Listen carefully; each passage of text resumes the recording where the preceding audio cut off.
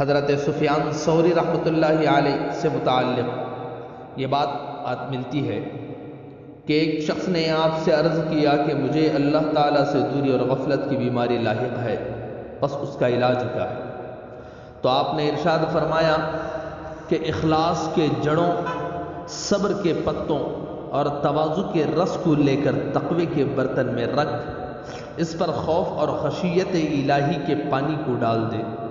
اور حزن و غم کی آگ سے اس کو جوش دے اور مراقبے کی چھلنی سے اس کو چھان لے اور صدق و سچائی کی ہتھیلی سے اس کو نکال دے اور استغفار کے پیالے سے اس کو پی لے اور زہد و تقوی سے کلی کر اور حرص و لالچ سے پرہیز کر، انشاءاللہ تجھے تیری بیماری سے شفا ہوگی۔